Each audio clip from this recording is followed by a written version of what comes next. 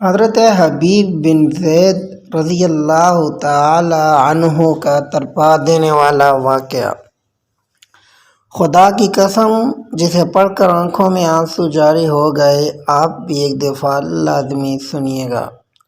مسیلمہ کذاب نے نبی مکرم صلی اللہ علیہ وسلم کو خط لکھا، میرے ساتھ ایک معاہدہ کر لیں، جب تک آپ حیات ظاہری میں ہیں آپ نبی ہیں، جب آپ کا وصال ہو جائے تو میں نبی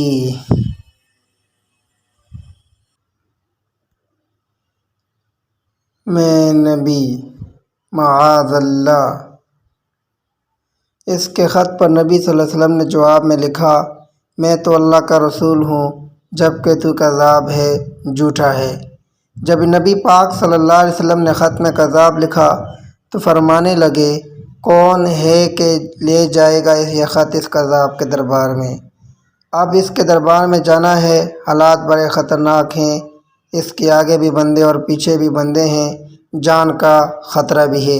ایک صحابی تھے، چابڑی فروش، سر پر ٹوکرا رکھ کر مدینہ کی گلیوں میں کھجوریں بیچتے تھے، 11-12 بچوں کے باپ تھے، جسمانی طور پر بھی کمزور تھے، کھجور کھا رہے تھے، فٹافٹ اٹھے اور ہاتھ کھڑا کر کے کہا، حضور کسی اور کی ڈیوٹی نہ لگائیے گا، میں جاؤں گا۔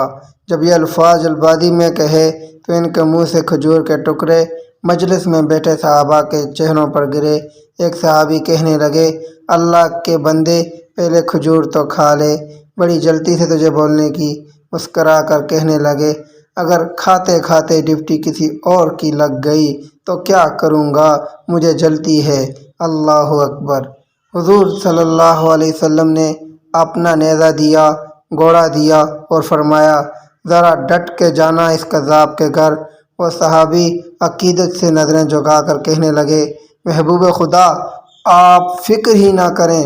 صحابہ کہتے ہیں کہ وہ اس طرح نکلا جیسے کوئی جرنیل نکلتا ہے، اس کا انداز ہی بدل گیا، اس کے طور طریقے ہی بدل گئے، وہ یوں نکلے جیسے کوئی بڑا دلیر آدمی جاتا ہے۔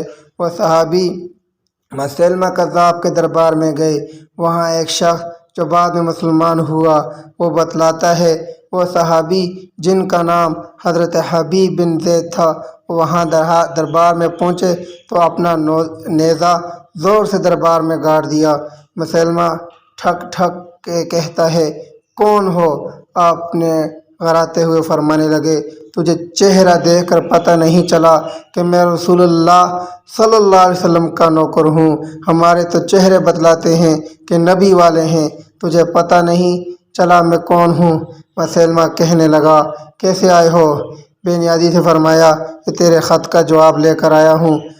بادشاہوں کا طریقہ یہ تھا کہ وہ خط خود نہیں پڑھتے تھے، ساتھ ایک بندہ کھڑا ہوتا تھا، وہ خط پڑھتا تھا تو مسلمہ نے خط اس کو دیا کہ پڑھو۔ جب اس نے خط پڑھا تو اس میں یہ لکھا تھا، تو کذاب ہے۔ یہ جملہ وہاں موجود سب نے سن لیا، اکیلے میں ہوتا تو اور بات تھی، وہ آگ بگولا ہو گیا، آنکھیں سرخ ہو گئی۔ سامنے حضرت حبیب بن زید تنہا کھڑے تھے، غصے سے تلوار لے کر اٹھے اور کہنے لگا، تیرے نبی نے مجھے کذاب کہا، تیرا کیا خیال ہے؟ حبیب بن زید مسکرا کر فرمانے لگے، خیال والی بات ہی کوئی نہیں، جسے میرا نبی کذاب کہے وہ ہوتا ہی کذاب ہے، تو 7 سمندروں کا پانی بھی بہا دے تو بھی تیرا جھوٹ نہیں دھل سکتا۔ مسیلمہ غصے کی شدت سے کانپتے ہوئے کہنے لگا، تو پیچھے پلٹ کر دیکھ، سارے میرے سپاہی، میرے پہلے دار، تلواریں، نیزے، خنجر، تیر، سب تیرے پیچھے کھڑے میرے ماننے والے ہیں۔ حضرت حبیب بن زید رضی اللہ عنہ فرمانے لگے، میرے 12 بچے ہیں، ان میں سے کچھ ایسے ہیں جو دودھ پیتے ہیں، کچھ ایسے ہیں جنہوں نے بھی چلنا نہیں سیکھا۔ میں نے جب رسول اللہ صلی اللہ علیہ وسلم کا پیغام لے کر نکلا تھا تو میں نے پلٹ کر بچے نہیں دیکھے، تیرے پہرے دار کیسے دیکھ لوں؟ جو جی میں آتا ہے کر، غلام محمد صلی اللہ علیہ وسلم جان دینے سے نہیں ڈرتے۔ مسیلمہ نے زور سے تلوار ماری، بازو کٹ کر گر گیا، کہنے لگا، اب بول تیرا کیا خیال ہے؟ آپ فرمانے لگے، تو بڑا بیوقوف ہے، ہمیں آزماتا ہے، ہمیں تو بدر سے لے کر احد احد تک سب آزما چکے، تو ابھی بھی خیال پوچھتا ہے؟ میرا خیال وہی ہے جو میرے نبی نے فرمایا۔ مسلمہ نے پھر تلوار ماری، دوسرا ہاتھ کٹ گیا، کہنے لگا میں تجھے قتل کر دوں گا، بعد آ جا۔ آپ فرمانے لگے تو بڑا ناداں ہے، اس کو ڈراتا ہے جو فجر کی نماز پڑھ کر پہلی دعا ہی شہادت کی مانگتے ہیں، جو کرنا ہے کر لے۔ مسلمہ کذاب نے تلوار گردن پر رکھی، کہنے لگا میں تیری گردن کاٹ دوں گا۔ حبیب بن زید فرمانے لگے کاٹتا کیوں نہیں؟ روایت کرنے والا فرماتا ہے کہ مسلمہ کے ہاتھ کانپتے تھے، تلوار چلائی، گردن کٹ گئی۔